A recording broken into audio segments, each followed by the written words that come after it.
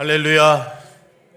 주님과 함께 늘 동행하며 하늘 영광 맛보며 사는 삶 사는 우리 모두가 되기를 주님의 이름으로 축복합니다.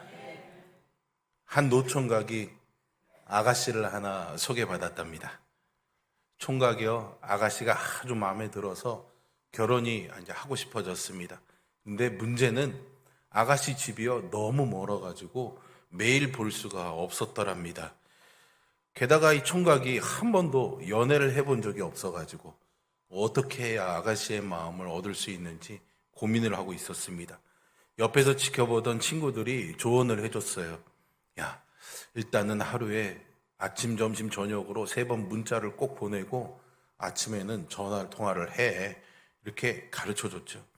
친구들의 조언을 들은 총각이 아침, 점심, 저녁으로 문자를 보내고 또 아침이나 저녁에 꼭 한 번씩은 전화 통화를 했습니다. 아가씨가요, 이 총각이 뭔가 투박한 것은 투박한데 이렇게 성실하게 자기에게 연락해주는 모습이 감동이 돼서 만남을 시작했고요. 어느 정도 만남이 시작되자 이 총각에게 물어봤습니다. 저기 어떻게 이렇게 저한테 문자도 잘 보내고 매일 전화도 잊지 않는 걸까요? 이렇게 물어봤어요. 잠시 뜸을 들이던 총각이 이런 대답을 하더랍니다. 뭐라고 답했을까요? 네, 맞습니다. 친구들이 시켜서. 아가씨가요, 이 주변머리 없는 대답에 아주 실망을 하고 결국은 헤어졌더랍니다. 아가씨가 듣고 싶었던 대답은 뭐였을까요?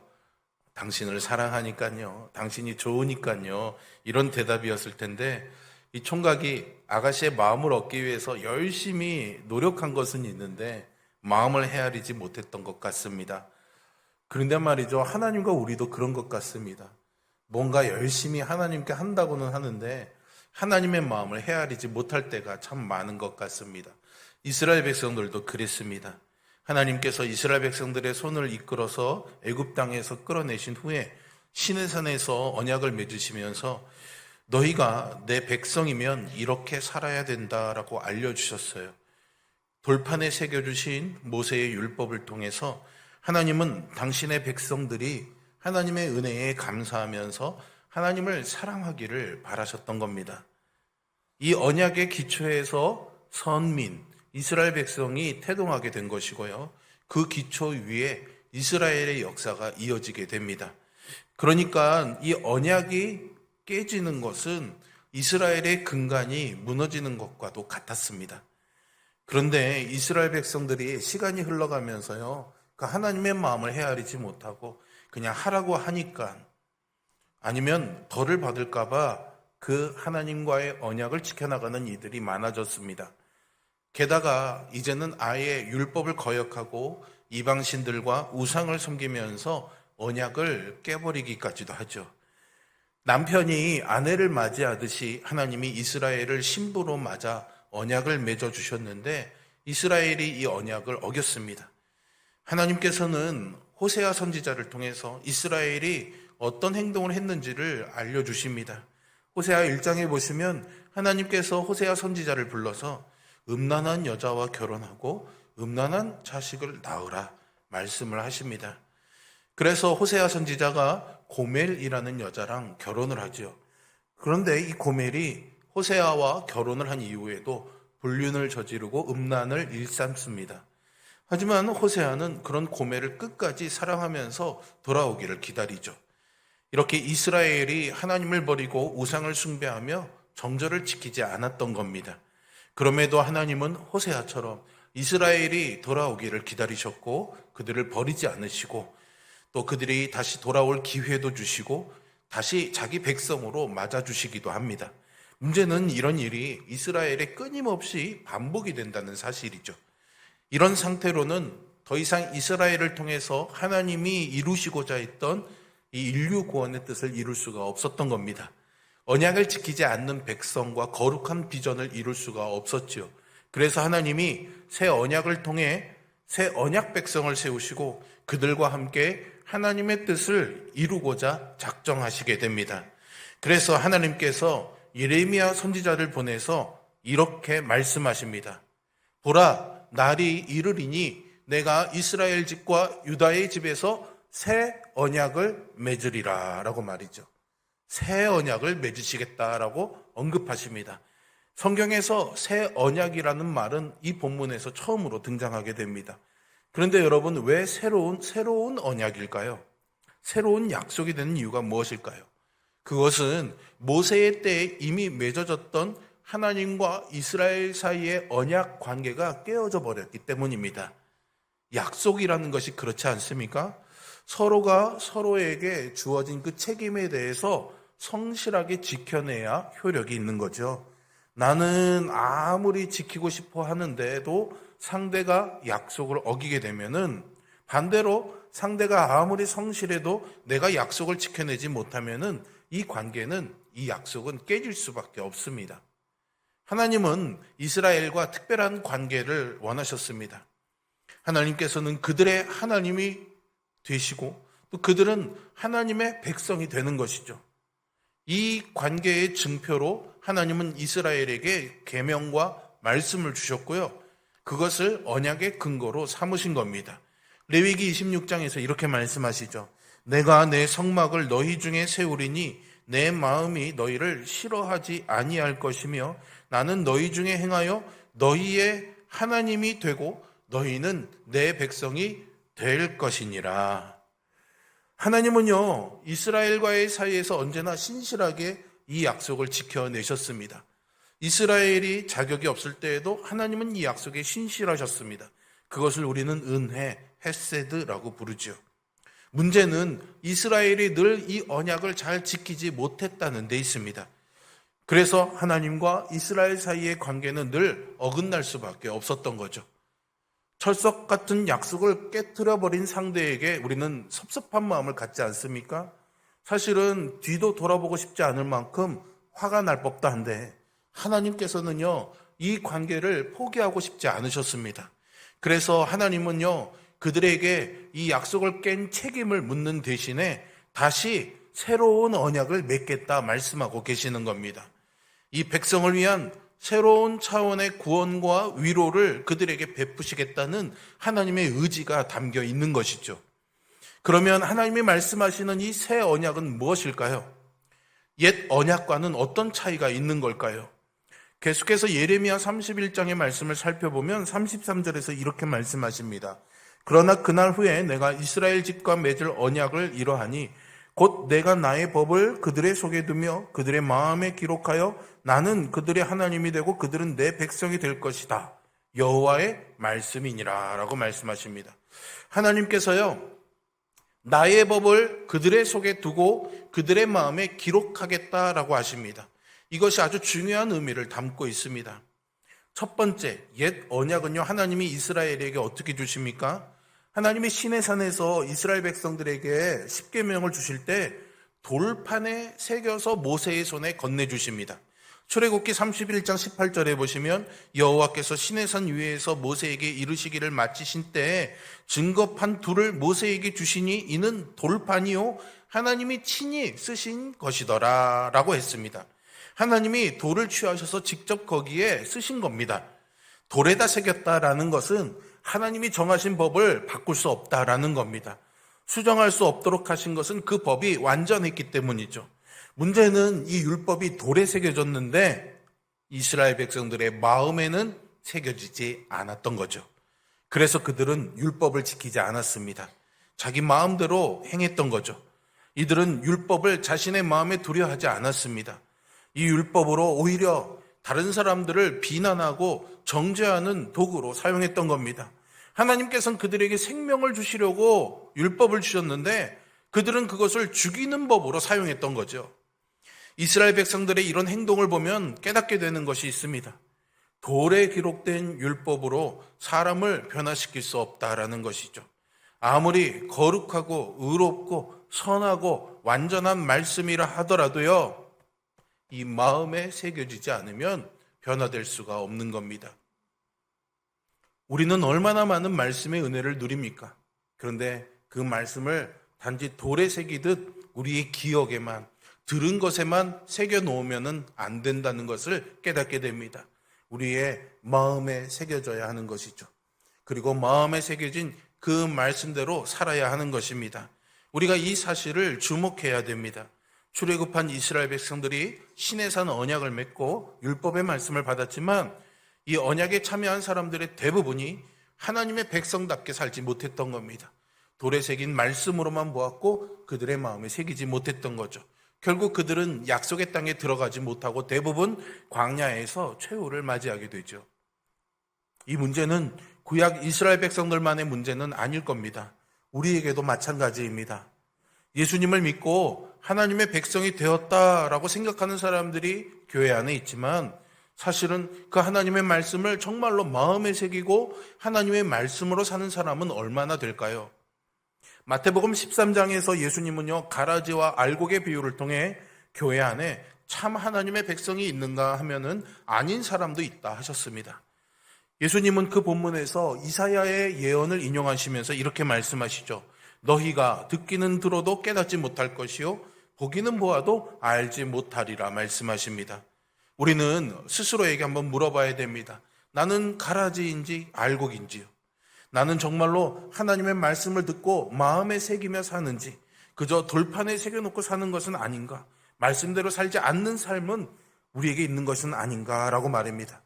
하나님의 말씀을 마음에 새기지 않으면 하나님의 말씀대로 살 수 없고요. 참 그리스도인이 될 수가 없습니다.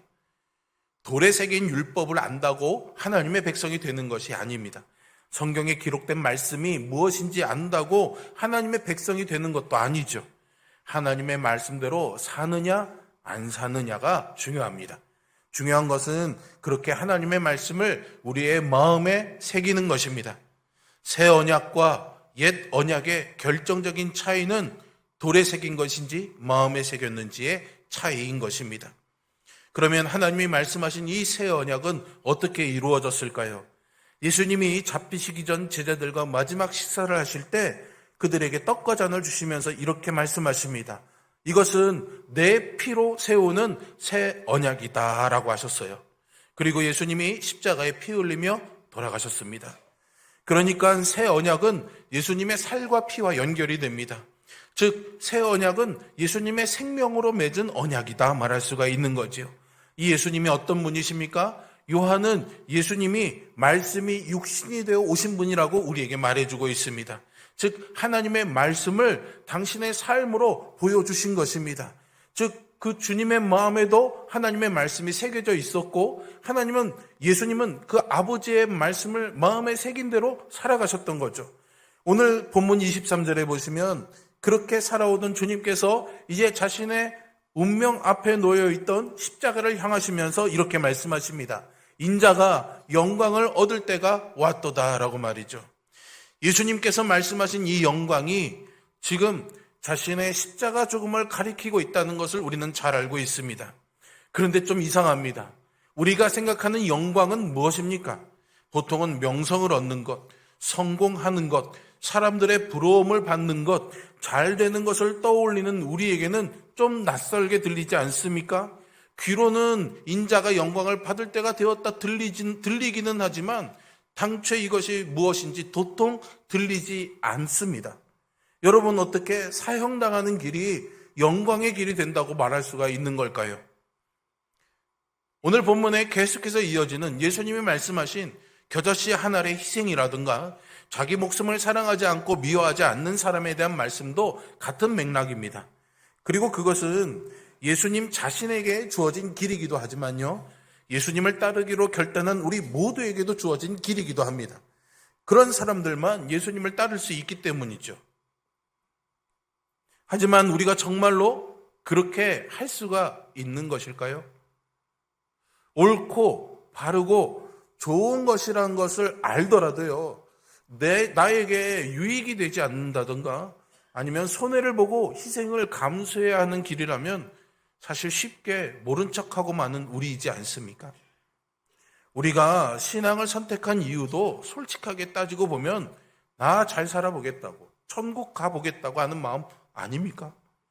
그러니 마음은 원한다고 하더라도 육신은 따르지 못하게 되는 거죠. 그래서 이게 우리의 현실이 되는 겁니다. 하지만 예수님의 말씀은 계속됩니다. 27절의 말씀이죠. 지금 내 마음이 괴로우니 무슨 말을 하여야 할까? 아버지, 이 시간을 벗어나게 하여 주십시오 하고 말할까? 아니다. 나는 바로 이 일 때문에 왔다라고 말씀하십니다.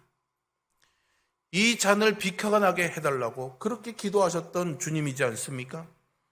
예수님에게도 십자가는 피하고 싶은 것이었습니다. 하지만 마음이 괴롭고 죽을 것 같더라도 예수님은 이 길을 외면하실 수 없었습니다.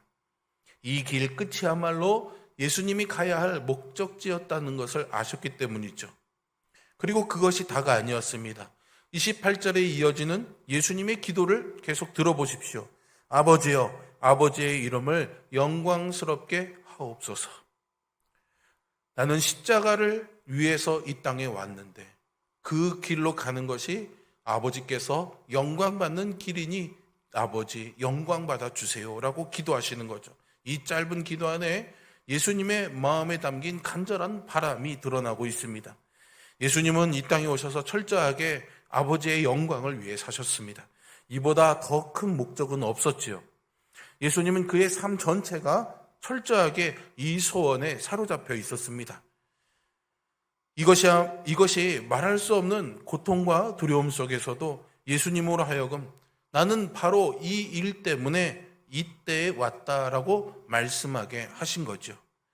예수님이 그렇게 아버지의 이름을 영화롭게 하기를 구하실 때에 하늘에서 소리가 들려옵니다. 내가 이미 영광스럽게 하였고 또다시 영광스럽게 하리라. 아버지의 이름을 영광스럽게 하려는 한 가지 목적으로 죽기까지 복종하신 그 아들을 향하신 견딜 수 없는 아버지의 사랑이 이 하늘의 음성에서 들려오게 됩니다. 그런데 예수님께서 이 하늘의 음성을 가리켜서 30절에서 이 소리가 난 것은 나를 위한 것이 아니라 너희를 위한 것이다 라고 제자들에게 말씀하시죠. 엄밀히 말해서 예수님은 하늘에서 들리는 이 아버지의 말씀이 굳이 필요하지 않았습니다. 왜냐하면 나는 바로 이 일 때문에 이때에 왔다라고 하신 그 말씀처럼 예수님의 마음은 이미 정해져 있었기 때문입니다. 이 음성은 예수님 앞에 서 있는 제자들에게 예수님이 어떤 분이신지를 확증해주는 하나님의 증거였던 거죠. 그리고 결국 예수님은 십자가와 부활을 통해서 이것을 입증하셨습니다. 결국 예수님께서 말씀하셨던 것처럼 당신이 걸어가신 길을 통해서 이제 우리도 함께 그 길을 따라 걸어갈 수 있게 되었습니다. 사람으로 오신 예수님께서 걸어가신 길이니 우리도 함께 갈 수 있는 것이고요. 또 가야만 합니다. 믿어지지 않고 무섭다고 해서 외면하거나 회피할 수 없습니다. 너희를 위한 것이다 라고 말씀하셨던 그 예수님이 친히 길이 되어 주셨으니 우리도 그 길을 걸어갈 수 있는 것이고 또 그 길을 걸어가야 하는 것이죠. 그렇다면 어떻게 살아야 예수님을 따르고 어떻게 겨자씨 한 알처럼 땅에 떨어지고 결실하게 되는 것일까요? 십자가를 통해서 예수님이 우리에게 하고자 하셨던 말씀의 핵심이 25절에 있는 것입니다. 자기의 생명을 사랑하는 자는 잃어버릴 것이요 이 세상에서 자기의 생명을 미워하는 자는 영생하도록 보전하리라. 아멘. 예수님은요, 자기 생명을 사랑하는 자는 그 사랑하는 생명을 잃어버릴 것이다 라고 말씀하십니다. 그러면 자기 생명을 사랑하지 말고 미워하라는 말은 무슨 의미일까요? 육체적이거나 이기적인 것은 다 배척하고 금욕적으로 살라는 말일까요? 여기서 말하는 자기 생명은 세상적인 가치를 말합니다. 하나님 없는 것들이죠. 하나님 없는 자녀, 하나님 없는 돈, 하나님 없는 명예, 하나님 없는 성공 등 사실은 세상 사람들이 아니면 여기는 우리 모두도 저마다 정말로 자기 목숨처럼 여기는 것 있지 않습니까? 내 눈엔 흙이 들어와도 절대로 라고 여기는 것들이 있지 않습니까? 내 생명처럼 여기니 자기 목숨과 진배 없죠. 그런 것들을 사랑하는 것이 바로 자기 생명을 사랑하는 것입니다. 그러니까 자기 생명을 사랑한다는 것은 하나님의 주권을 부인하는 자기 숭배를 가리키는 겁니다. 자기 자신보다 더 큰 가치가 없는 거죠. 자기를 위해서 사는 모든 삶에 대해서 하시는 말씀입니다. 여기서 미워한다라는 것은요, 어떤 혐오적인 표현이 아니라요, 전형적인 히브리식 표현 방법인데 실제로 미워하는 것이 아니라요, 덜 사랑한다라는 뉘앙스가 깔려져 있습니다. 자기 생명도 귀하죠. 자기 생명도 귀한데 그보다 더 나은 가치가 있다라는 말입니다. 자기 생명을 위해서 사는 것보다 더 중요한 가치가 있는데, 그것이 바로 아버지의 기쁘신 뜻을 온전하게 순종하심으로써 아버지를 영화롭게 하는 것입니다. 그 일을 위해서 예수님께서 고난과 죽으심의 길을 걸어가셨습니다. 자기 삶을, 자기 영광을 부차적인 가치로 여긴 것이죠. 왜냐하면 하나님의 영광이 살아가는 최고의 가치이고 목적이기 때문입니다.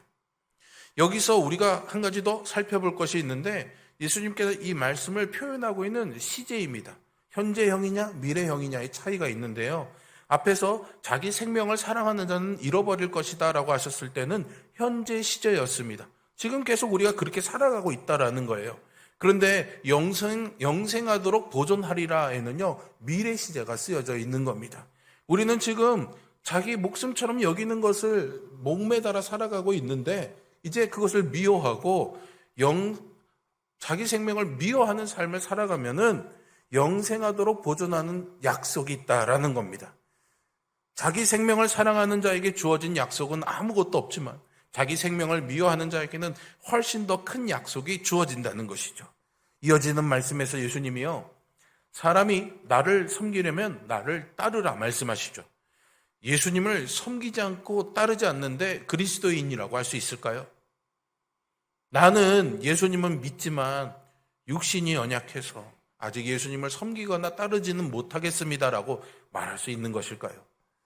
예수님을 믿는 자는 예수님을 섬기는 사람이고요, 예수님을 섬기는 사람은 예수님을 따르는 사람입니다. 그리고 예수님을 따르려면요, 예수님의 말을 들어야 됩니다. 예수님의 말씀을 내 마음에 새길 수 있어야 하는 것이죠. 그러니 예수님의 말씀을 듣지 않고, 아니 들어도 마음에 새기지 않고, 그렇게 예수님을 섬기지 않고 예수님을 따르지 않으면서 예수님을 믿는다 말할 수는 없는 것입니다. 예수님을 따르려면, 예수님을 섬기려면 예수님의 말씀을 들어야 되는 겁니다. 듣는다는 것은 마음에 새긴다는 것이죠. 결국 예수님이 우리의 마음에 새겨야 할 새 언약이 되어주신 것입니다. 저는 예수님의 이 말씀의 기초에서 여러분들에게 이런 질문을 한번 드려보고 싶습니다. 여러분은요, 영생을 얻기 위해서 자기 목숨처럼 여기는 것을 포기할 의향이 있으십니까? 어떤 대가를 치르더라도 예수님을 섬기는 것이 여러분들에게는 중요한 것입니까? 여러분은 예수님과 함께 영광을 얻기 위해 지금 당하는 수치, 지금 당하는 굴욕, 지금 당하는 고난도 함께할 의향이 있으십니까? 아마도 이 질문에 선뜻 아멘, 네 하고 대답하시기 어려울 것 같습니다. 사실은 말씀을 전하는 저도 이 질문 앞에서 늘 부끄러울 수밖에 없습니다. 왜 그럴까요? 왜 우리는 주저하는 것일까요? 우리가 예수님을 따르지 못하는 이유는 오늘 말씀대로 보자면 결국 나를 미워하는 일에 미숙하거나 실패하기 때문입니다. 어떻게 하면 잘 될 수 있는 것인가? 어떻게 하면 복 받을 수 있는가? 어떻게 하면 사람들의 부러움받는 삶을 살 것인가? 끊임없이 나를, 끊임없이 어떻게든 내가 살려내지고 잘 되는 것에만 매달리는 자기 사랑이 늘 우리의 마음 한켠에 자리 잡고 있기 때문이죠. 자기 생명을 미워하라는 이 예수님의 말씀은요, 결국 그런 방식을 거절하라는 것입니다. 그것이 바로 아버지 되시는 하나님께 자기의 영혼과 운명을 맡기셨던 예수님의 믿음을 본받는 것이고, 예수님을 섬기며 따르는 것이고, 자기 생명을 미워하며 사는 것입니다. 그리스도인도 역시 영생을 위해서 생명을 포기하는 삶을 삶으로써 열매 맺는 삶을 산다는 것이 예수님이 오늘 하신 말씀의 요지입니다. 여러분, 이것은요, 해도 되고 안 해도 되는 선택사항이 아닙니다. 할 수만 있으면 하라는 권고사항도 아닙니다. 했으면 좋겠다라는 희망사항도 아닙니다.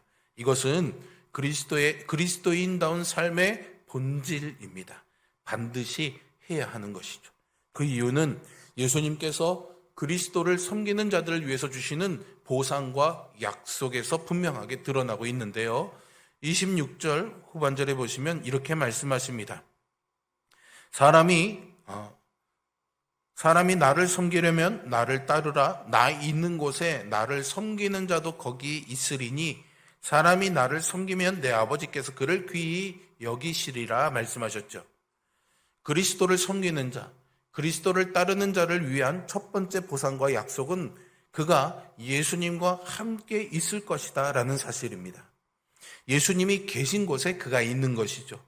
예수님이 승천하시고 하나님 보좌 우편에 앉으셨는데 그 자리가 바로 예수님을 따르며 섬기는 자들을 위한 자리라는 겁니다. 그 자리에 그리스도와 함께 앉아 영광을 누리는 것입니다. 이것이 우리의 소망인 것이죠. 예수님을 섬기고 예수님을 따르는 자, 영원한 생명을 위하여 이 땅의 목숨을 미워하는 자에게 주님과 함께 하나님 보좌 우편에 앉는 보상과 영광이 기다리고 있다는 사실을 잊지 마시기를 바랍니다. 두 번째로 예수님이요, 사람이 나를 섬기면 내 아버지께서 저를 귀히 여겨주신다 했습니다. 이것이 본질상 그리스도의 영광이었습니다. 예수님께서 아버지의 기쁘신 뜻을 위해서 낮아지셨습니다. 십자가에서 수치를 당하셨습니다. 십자가의 고난도 당하시고 죽으셨죠. 그 길을 가실 때 이미 아버지께서는 예수님을 귀하게 여겨주셨고 그것이 영광이었습니다. 이것이 세상 사람들이 보는 영광과 다른 신자의 영광인 겁니다. 사람들이 보기에는 여전히 고난의 길, 십자가의 길이었습니다. 그러나 그 자리에서 하나님은 예수님을, 당신의 아들을 이미 영화롭게 하셨던 것이죠. 예수님은 당신의 십자가 죽으심으로 아버지께 순종하셨고 아버지를 영화롭게 하셨기 때문에 아버지께 순종하고 아버지께 영광을 돌리는 모든 사람들도 아버지께 존귀의 여김을 받게 하신 겁니다. 이것이 예수님을 섬기는 모든 자에게 주어지는 보상과 약속입니다. 영생을 위해 자기 목숨을 귀하게 여기지 않는 자들을 위해서 주어지는 은혜인 것이죠. 예수님은 아버지의 이름을 영광스럽게 하기 위해 사셨고 또 죽으셨고 부활하셨습니다. 그것 때문에 십자가를 피하지 않으셨죠. 그러니 신자에게 이것보다 더 중요한 의미는 없습니다. 이것보다 더 크고 높은 목적은 신자에게는 없습니다. 이것이 예수님을 따라서 예수님께 나왔던 모든 시대, 모든 신자의 고백이고 교회의 고백인 것이죠. 우리도 그런 고백을 하며 살았으면 좋겠습니다. 말씀을 마치면서 하나님께 그런 고백이 되었으면 좋겠다라고 생각되어서 함께 그 고백을 하고자 제가 자막을 좀 준비했습니다. 우리 함께 이 자막을 통해 하나님께 나의 신앙을 고백하도록 하겠습니다. 나는 하나님 아버지의 이름을 영광스럽게 하기 위해 삽니다. 이것이 내가 사는 목적입니다. 내게는 이보다 더 큰 목적은 없습니다. 내가 어떤 고통과 수치를 당할지라도 나는 아버지께서 당신의 이름을 영광스럽게 하시기만을 구합니다. 이것이 제 인생의 의미이고 목적입니다. 기도하겠습니다.